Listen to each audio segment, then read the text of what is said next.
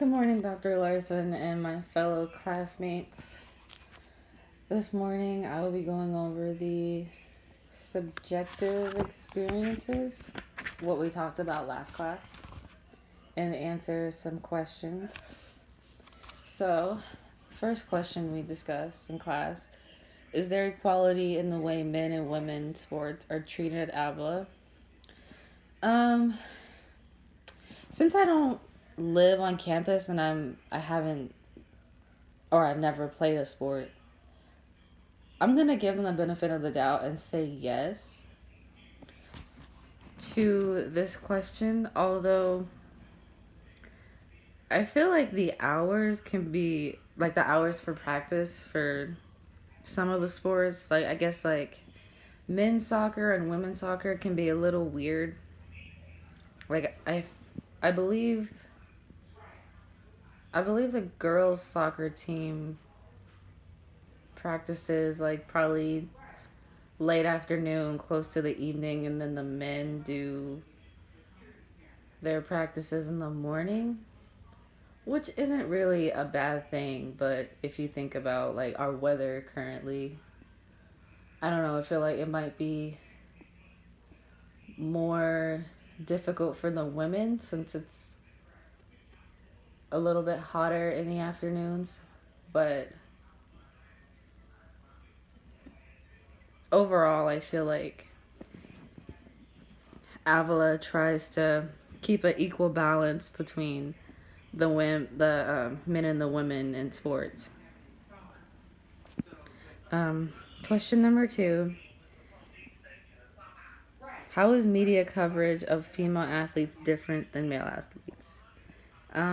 Okay, well, I feel like female athletes don't really get that much media coverage as like men do, like in football and baseball.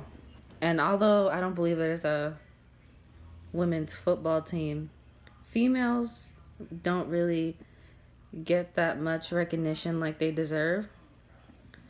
But still, there are many, well, not many, but there are like a few women athletes who are in the media, like for example, Serena Williams and Ronda Rousey. I believe that's how you pronounce her last name. But those are really only the two women that I mostly see in the media. And I feel like that still is a bad thing, because there are millions of other female athletes in the world that still don't get the media coverage that they deserve for their accomplishments in their sport.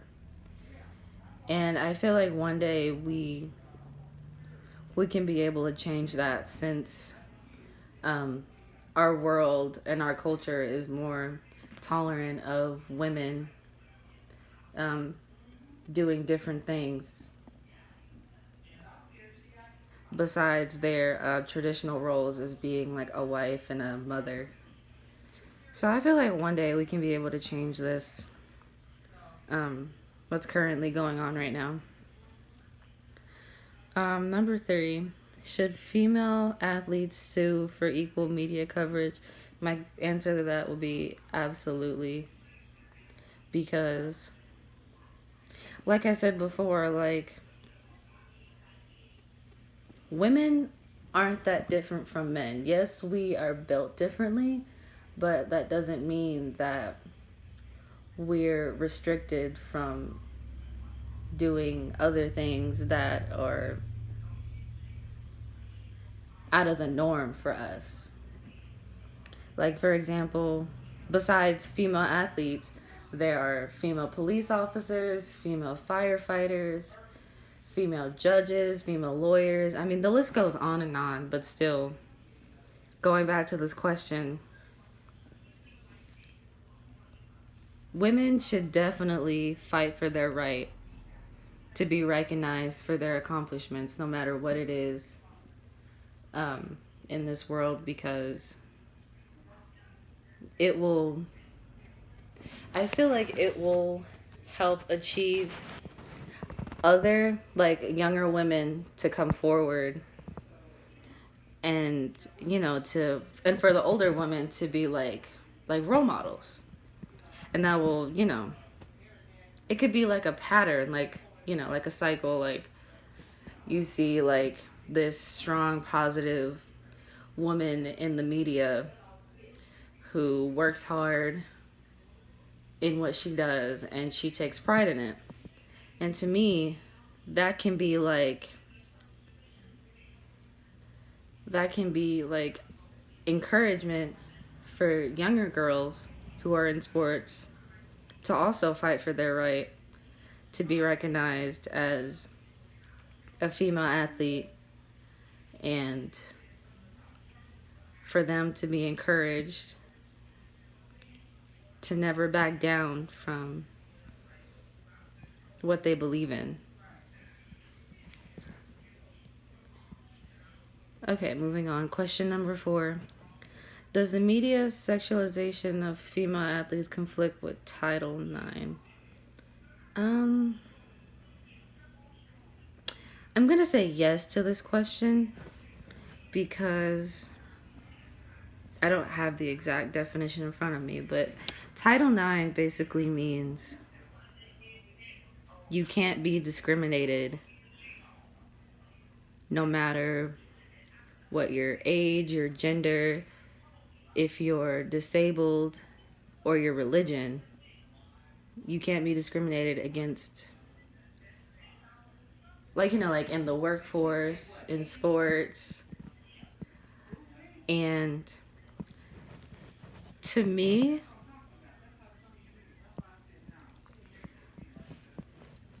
female athletes who want to be taken seriously should definitely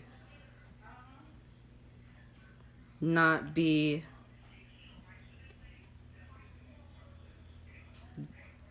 justified to lower their standards when it comes to image, basically.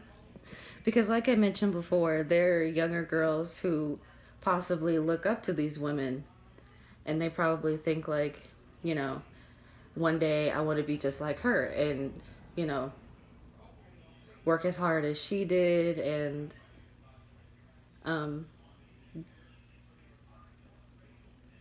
get to her point in her life as her being a strong female athlete.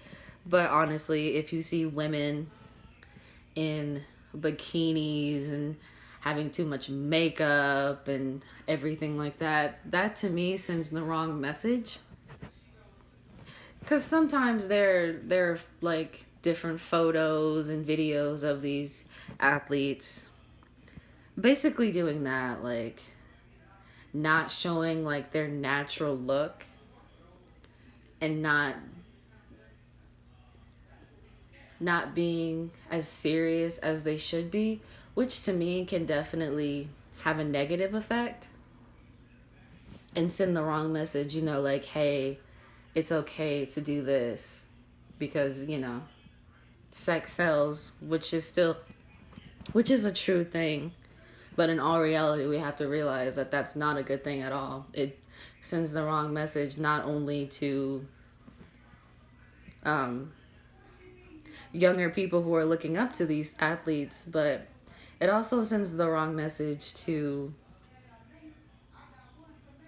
the audience of the media, thinking, hey, like, she's hot, and they won't actually like pay attention to like her talents, but more pay attention to her looks.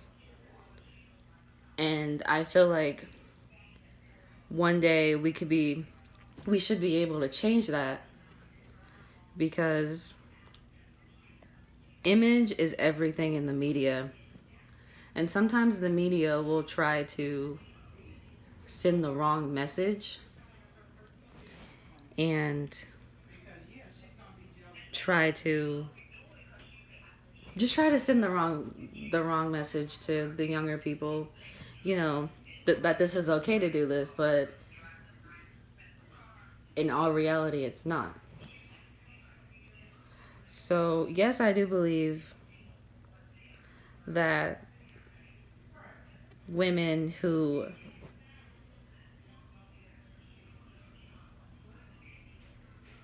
basically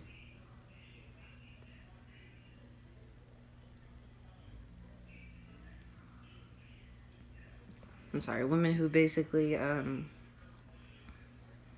don't want to say lower their standards, but women who give in to these ideas that this is okay, they should be like, hey, that's not the message I want to send. I want to send a message that, hey, I'm confident, I'm strong, and I let my work speak for itself. And that's how I believe that it should be from now on, instead of, women who pose with less clothes on, and they should be taken more seriously, because if they aren't taken more seriously, then there's no point, and people are going to think that it's okay to treat these female athletes like they're less important. And so yeah, I believe that it definitely does affect Title IX in that situation. But I'm going to go ahead and close this podcast. And I hope everyone has a great day today. Bye-bye.